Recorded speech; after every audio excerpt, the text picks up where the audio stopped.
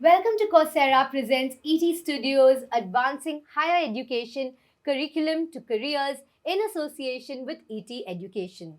The landscape of higher education is undergoing dynamic transformations, marked by the rapid expansion of online learning platforms, the emergence of industry-specific micro-credentials, and the integration of AI and ChatGPT into teaching methodologies. These shifts not only redefine the traditional classroom setting but also hold profound implications for the future job market. As students navigate through these changes, their experiences and expectations are shaped by the flexibility of remote learning, the accessibility of specialized credentials, and the personalized assistance offered by AI driven tools. Ultimately, this convergence of technological advancements and educational practices underscores the need for a holistic understanding of how these trends influence both learning outcomes and career trajectories in the evolving landscape of higher education. And to discuss this topic on hand, today on our panel, we have Professor Dr. Vandana Arora Sethi, Group Director, Lloyd Group of Institutions, Dr. Anil Ahlawat, Director, KIET Group of Institutions, Prashasti Rastogi, Director, Coursera, and Dr. Taruna Gautam, Vice Chancellor, IILM University. Join me in extending a very hearty welcome to our panel. Hello and welcome to our panel. Thank you so much for joining us today. Thank you. Thank you for your valuable time. So let me kickstart this with our very first question. How do you think learning has changed in the last 12 to 18 months? And what do you think are the key factors that are driving this change? Ma'am, if you could start with you. So these 12 to 18 months have caused a total disruption in the technology industry. And I really want to raise a toast to our India here because we have been totally unstoppable. You know, our people, our dreams, we are dreaming big. We are really redefining every industry. And that is what, I have been optimistic about these last 12 to 18 months. And I used to hear a quote which said, India is a country which disappoints everybody, the optimist and the pessimist. But as of now, I believe that it is only disappointing the pessimist because there's so much hope. And, I mean, we'll speak more about it, but the technology disruption in these last 12 to 18 months has not been what history has ever witnessed. Absolutely. I feel like we're at a watershed moment here when it comes to the disruption and the power of Gen AI. But I would love to hear what Dr. Anil has to say about it. Thank you for giving the chance. In my point of view, in addition of ma'am, learning actually before 2020 is a different, it is a teacher-centric learning. Now it is shifting towards student-centric or learner-centric learning. Now it is shifting from theoretical classroom towards skill development oriented, especially in the technology field. For example, now it is required students have to be personalized in the learning. The material should be provided to the students as per their levels, and now it is shifting by addition of different kind of online courses, either by Coursera, EDX, NPTEL, LinkedIn Learning, so many courses now available. Now the role of teacher is shifting from only instruction based learning towards as the hand holding to the students to provide actual guidance which courses they have to choose to opt as per their level to learn. For example, now from last generative AI, it is actually evolved or introduced in 1950s and now but popular from 2014, and now it is a buzzword now today's world, which actually not only creates the new content, the deep fake videos or mislead the information. So here the role of teachers came in the picture to guide the students in a actual manner actually. For example, in this teaching era, now the right material, personalized assessment is very necessary to assess the students. So it is the dynamic assessment as well as with dynamic learning. So in my point of view, learning shifts from instruction based towards this personalized learning as well as level of the students. Thank you. Personalized learning is the buzzword now in 2024. Prashasti, what do you have to say about that? I think the context of education is where the workforce requirement is. The context of education is where the industry is going and what kind of workforce would they induct. In this higher education context, let's look at what is trending currently in the industry. Remote working is the norm, and remote working means a great opportunity of having access to jobs around the world because you are not geo-tagged to a certain job role. At the same time, there's also a huge challenge because remote working requires very different kind of skills. And as per a survey, India has the second largest workforce in remote jobs, only next to the United States of America. So there's a different kind of soft and durable skills that students need to develop to have access to those jobs. Second context is the power of generative AI. According to a University of Pennsylvania study, 45% of higher skill jobs are facing disruption through generative AI because at the time of the fourth industrial revolution, automation displaced a lot of lower order jobs, right? Something that was for technicians and others, repeat and rinse. With generative AI coming in the past 12 to 15 months, it is also disruptive higher order jobs like some of us here because there's a lot of automation, machine is getting intelligent. Now, what does it mean for the higher education?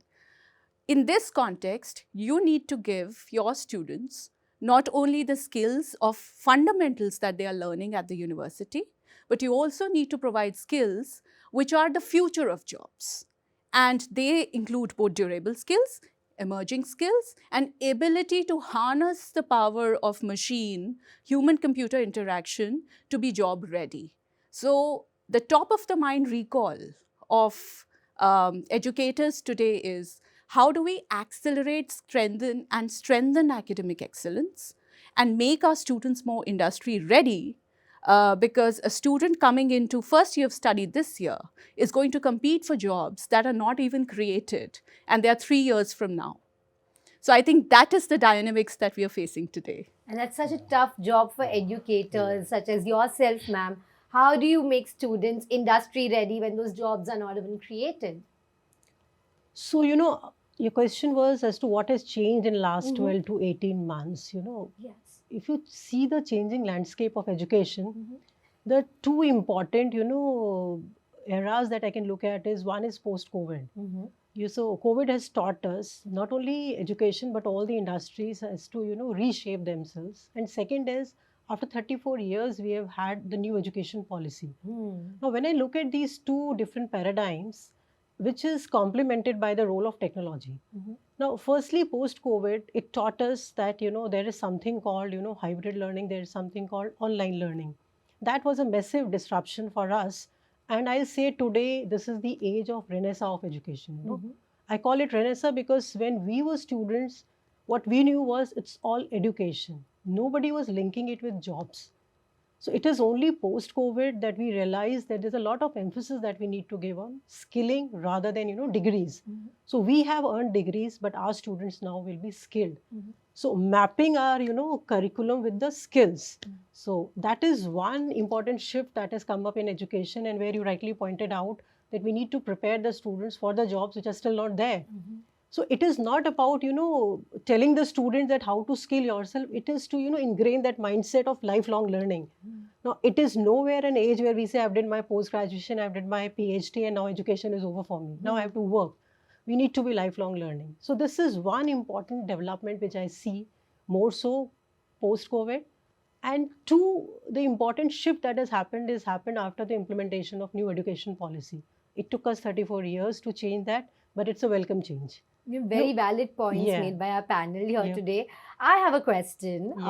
Something I'm very curious about. How many of your students use Chat GPT and how many of them copy those answers verbatim? I think 80-90% of them do. And but now, thanks to technology again, you can check plagiarism, whether it's copied from ChatGPT or any of the generative AI tools. and then maybe disregard their assignments, so Wow. that you have to originally write them and then. But yes, Absolutely. ChatGPT definitely they use, but probably they don't know how to use it in the right way. For value addition. Value right? addition, which has to be taught. And one more point I'd like to make, because Sure. I was stuck at Prashasti's point, very rightly said, and which we've been hearing and reading as well, that a lot of jobs which will be replaced, white collar jobs as well, and 22% of the statistics, like you said, will be replaced because of technology. So in the same study, if you read it completely, it says that 130 million more jobs will come because of the technology, because of AI. And they say that a $3 trillion economy is there, in store if all of these students, educate themselves to the new tools. And what they also say is that a country which will be 5th largest in terms of GDP is there in the store if all of these students get educated on AI. Wow. Okay. So, That's very heartening to know. Out of those 130 million jobs, I'm sure you and I can at least garner one. Now to my next question. In what ways are universities able to combine academic learning along with perhaps specialized certifications or micro credentials that are offered by big players such as IBM or Google to help students secure a future?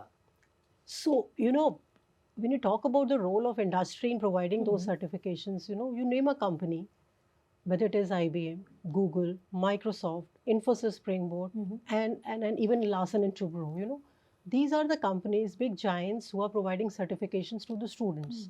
So how these certifications are preparing the students? So, the kind of, curriculum that they're designed by the industry is based upon the requirement of skills. Now, for example, L&T is saying that the majority of the jobs that are going to come at L&T will be in the area of sustainable energy. It is going to be there in the oil and gas sector, because we are going to find out, alternatives of petroleum and oil. So they're looking at hydrocarbons. They are saying that civil engineering is one area where there would be a lot of integration of technology.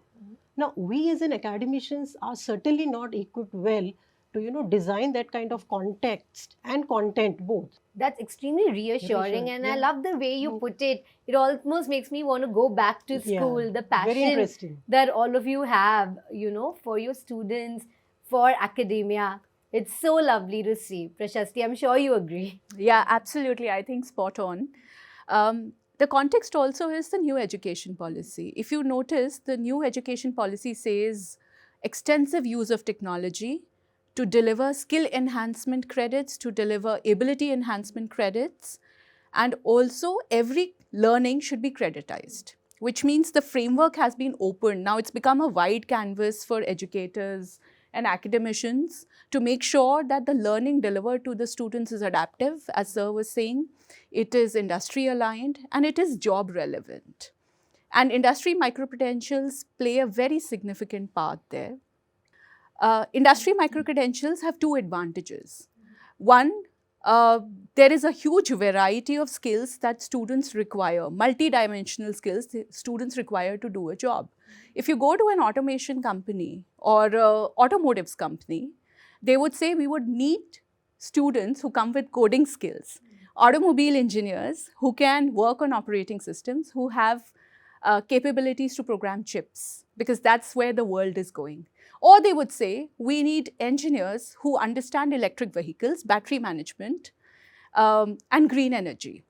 So the skill portfolio is diverse. Now, how do you integrate all of that in the curriculum without the limitation of infrastructure and access to industry for every apprenticeship or on-the-job training?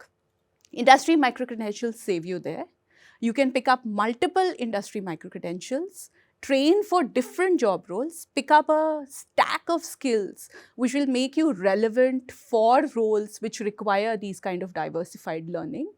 And they also certify you that you've learned from the best in class industry. For example, if I were to become a social media marketer, who's better than teaching Meta about how to do social media marketing? So I think this is a great advantage. They're easily plugged into the curriculum. So, and according to the new policy, you can also award credits against it. We did a survey and 86% of the students said they want industry micro-credentials as part of their curriculum and they want to earn credits for it. So this is absolute enablement for both educators and learners. That's amazing to amazing, know, that academicians are such early adopters and so enthusiastic as well about the advancement of technology. Sir, your perspective. Yeah, I will speak in different way as per the point of view of students related to this question. Actually, like for example, in a BTech degree, there are 8 semesters and approximately 40 slots are there. And in 40 slots, these 40 slots are available in 1960, 1970 and 2024 also. So the new subjects, new areas, new specializations came where to fit these areas, or how we can burden our students to give extra materials. So for this provision, as NEP 2020 came and give this flexibility to the institutions, as all the institutions by 2035 will be autonomous as only the degree provider or the research institutions. So now, as per the curricula, what we did, actually we have make the specialization path, and the core subjects which are less important in comparison of the new subjects, we kept them in elective path. And the new subjects like either it is artificial intelligence, machine learning, deep learning, or it is like generative AI, we kept in core as a core subject, so that students will study these subject as a core subject, and the interested students of about these other subjects will read it as a specialized path as a elective subjects. The problem of plenty, right? Absolutely. Plethora of choices. What do they choose finally? Prashasti, do Yeah, I wanted to come in on what Dr. Ahlawat was saying. At Coursera, what we have observed is we work with multiple campuses around the world. Over 2,500 institutions have partnered with Coursera to bring online learning accessible to their students. What we notice, institutions are saying, look, the power of technology is changing very fast. Industry is also saying, I don't have the time to make the student workable, billable, and invest half a year to train the students. We want students who show job-ready skills. Educators are saying there is a faculty skill gap also, because the way the things are changing, it will take time for the faculty to get super specialized. But I have to make sure that the academic excellence is delivered today. So is there a possibility of working with platforms such as Coursera to ensure that the specialized learning is delivered in the institutional wrapper to the students, where faculty is available as a mentor, but whatever is coming from the industry or from highly specialized courses, students have access to it, students are learning. We find a mechanism to assess it using the platform as well, and make sure that our curriculums are super agile. For example, if a BCA, a BBA or a BTech program is teaching artificial intelligence, is it possible to take Generative AI Academy that may be available on Coursera and plug it into the artificial intelligence program and make it ready to talk about AI in the whole scope of it? And that's where honors and minors is coming across as a very popular form of study, giving the power back to the students. If I joined as a mechanical engineer, I should have the possibility to do a minors in artificial intelligence or industrial IoT, because that's what I will require to apply. And how do we scale the infrastructure and the faculty of an institution is a question. And that's where online power comes to rescue, and it has the maximum impact. So Coursera is literally bridging the gap there, as you've explained. That's very interesting to know, Prashasti, indeed. Ma'am, now coming back, to the topic, how do you view this? What is your perspective? Yeah, so very well said, Prashasti, and I'll take it up from there, starting by a quote from Sundar Pichai, who said that our industry, which is the tech industry, does not respect tradition. We respect innovation. So all the courses, the micro-credentials, and which are required not only in the tech industry, but in the non-tech as well, respects innovation, and how we do that is by 3 steps. rather I advocate that to everybody in the tech, non-tech courses, which could be medicine or pharma or law, other than engineering background as well, is 3 steps. First is learn. Don't be afraid. Just get into a course and start learning. Second is play. Just play around with the tools. You have these courses at, self-paced, they are self-paced. So just play around with the course. And third, and make mistakes. And third being actually get into a structured learning process. And this is what these platforms provide. I mean, I myself have done a couple of these courses since I'm an alumnus of IIM. So we had the opportunity of enrolling into self-paced digital marketing, self-paced lessons from, mythology and a lot of other courses. And it was wonderful, learning those tools and new courses, and it actually makes impactful at my own workplace as well. It's heartening to see indeed that students are being offered the opportunity to upskill, to multi-skill, and these courses may not have credit, but all credit goes to you educators, for working so hard to make sure that the education is, barring a new frontier for sure. Now coming to my favorite topic, it's Gen AI. We touched upon this earlier, but there is an urgent need for students to reskill because according to a report, jobs in India, about 22%, will undergo an overhaul by 2027. So how do you equip students to deal with the change that is very soon at hand now? Sir, if you would like to take this up. Definitely. Sure. First of all, I would like to tell about this generative AI. Actually, generative AI we have to take as a helping tool or additional tool for the faculty member as well as for the students, because generative AI is creating the new content and maybe text, maybe video, maybe audio for helping the students, for helping the faculty members. If we will take it as a enemy, then it definitely will eat the mundane task job. But if we now as a education institutions, we need to go in deep dive for the skilling of the students as well as training of the faculty members, because this is the one aspect which we actually generally is a less focused area.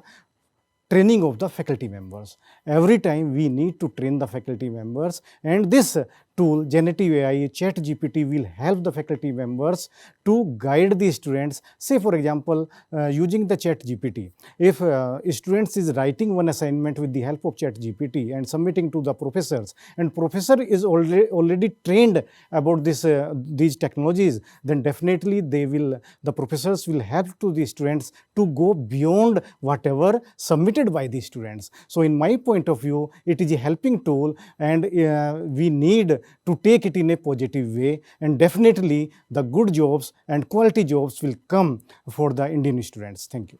So Gen AI is a helper, it's a friend, and it should not be viewed as an enemy, which it is by some sectors for sure.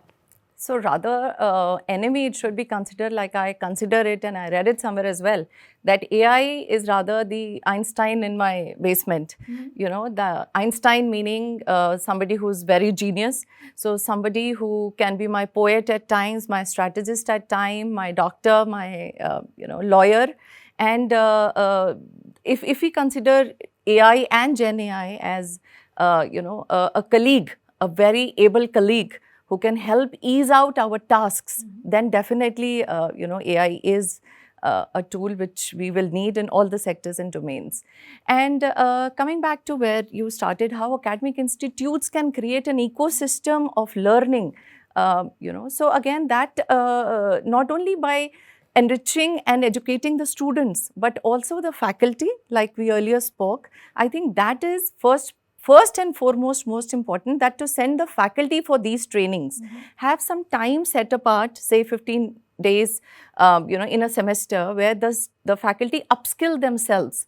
Otherwise, the institutes and faculty will have to depend on industry partners to come up with innovative things and to educate their students. So first and foremost, it's the faculty, and then comes the students, and it is on managements to create this ecosystem of learning for both the students, and so we have to be equipped digitally, we have to be equipped mentally, And we have to understand what the industry is going through, not only in India, but also globally. Ma'am, I did not know you are so multi-skilled in so many different disciplines. So definitely qualified on multiple levels to speak about it for sure. I wanted to share something from Coursera, the experiments that we are making. Sam Altman, because we are talking about ChatGPT, I need to mention Sam Altman, the erstwhile OpenAI CEO.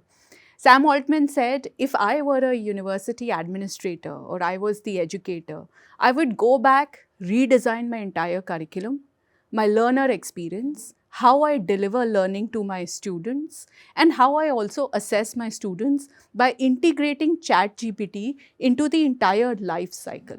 That's the statement he made a year ago. At Coursera, we took that very seriously. We said, the headline says, AI disrupts jobs. For us, the headline says, AI empowers learning.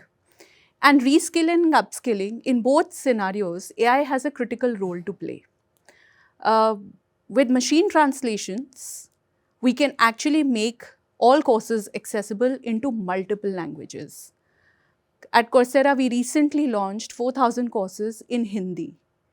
And that is through the power of machine translations. We could scale this up into multiple languages very fast because generative AI comes to support. Sir was talking about having 24/7 tutorial assistance for students. We launched AI-powered coach. Students have now an assistant, a tutorial assistant, 24/7 sitting on top of the platform. They can ask questions related to one word, which is micro-learning. Why am I learning project management? What jobs I have in areas of project management? So micro-learning till entire career counseling. The whole stack is available for students to ask at the tip of their fingers and get more information about the learning spectrum. Third thing we did was we realized that even the educators need to be empowered. And this platform has the power to make that adaptive learning that we've been discussing and talking about for multiple years now a reality. How do you use power of generative AI for adaptive learning? We built something called Course Builder. A faculty can say, I have my content sitting on my LMS, which I have created. I also have visiting faculty who have delivered some lectures. Plus, this is the Coursera library of 10,000 courses from 325 universities and industries all over the world. I will package them all together, create my own course which speaks to my classroom. And I can do that with the help of a few chat prompts and deliver and ship it to the students over a platform so it's accessible on mobile as well.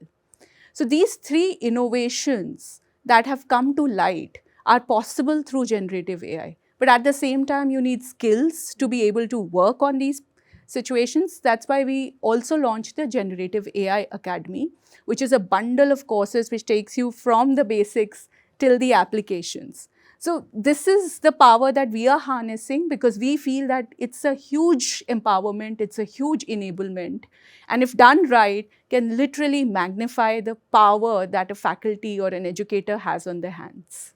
It's so interesting to know that you are equipping for a paradigm shift in the new world. You know, ma'am, coming to you, what is your perspective? I'll fetch this word innovation from Prashasti. I'm a faculty of economics, innovation economics.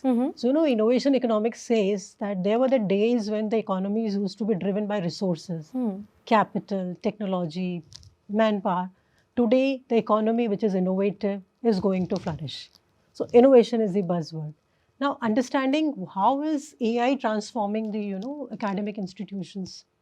See, let us connect it with new education policy. Now, NEP says that one size doesn't fit all. So, for every student, I have to come up with a different experience, Maybe something which is working for me may not work for you. So, on the basis of something which I'm offering to the class may not work for everybody. Now, that is where the AI is going to play an important role. Now, when I look at my university or any university, where is it that we can bring in AI? It starts from, customized learning. So, Professor Ahlawat has said, she's also spoken about it, that, AI helps the student to customize his learning pathway. So, it is not something which I as an institution will offer. It is a student who will decide based upon the, facts that he, gets from AI, the data that he feeds in, as to what is it that is going to work for me. So first thing where AI will play an instrumental role is customized learning experience for students. Second is, there's a lot of administration which goes into institutions. Now, institutions have to be agile.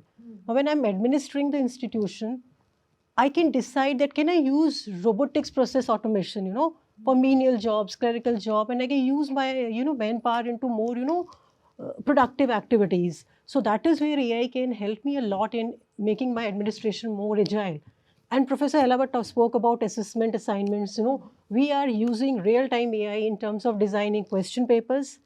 They can be customized, assessments, assignments, and the faculty's role is only to collect that feedback for every individual student and designing the teaching for different set of students. So the way you are delivering to me will not work for her. So that is where AI can improve the entire learning experience. So I can summarize it. It's all about experience that we need to bring in. And also research. We talk a lot about research. Faculty had been collecting data, assessing that data. All that work can be done by AI. We have platform like WordWise and all, SPSS, statistics. We can use them, and the faculty can only do the meaningful work. So it eases my research work. It eases my research output. So that is how, and above all, we are talking about jobs, we are talking about skilling, AI can help me in preparing myself for the emerging landscape. My students prepare resume through AI. My students can, go for a, interview, dummy interview, and AI will give the feedback. How was my body language? What was the, impact that I could create on my, interviewer? So that is how I can assess my communication skills. So starting from resume, what kind of skill sets are required? Do I have those skill sets? So AI will give me the real-time feedback. So we can prepare our students for the emerging jobs, landscape, etc. through AI. So it's everywhere. It is in administration, it is in research, it is in teaching, it is in customizing my experience, it is in designing content. We are able to prepare course modules through AI. We just need to provide what is the learning outcome that I'm looking at. What kind of, job skills am I preparing this course for? And you'll get the content. So it's that way that, it is really acting as a great enabler for academics. And you are all harnessing these endless possibilities Absolutely. in so many myriad ways. And what I found striking from our conversation today with all you faculty and educators is that, you're not just very skilled and learned yourselves, you're also very clued in, and most importantly, you have that empathy which students require to go a very long way. Thank you so much for joining us today. It's been a very enriching panel indeed. It's so heartening to see the passion that you bring to the job and how you embrace the new possibilities. And as for you, thank you for watching, and remember to stay tuned for more such innovative and interesting conversations. Thank you.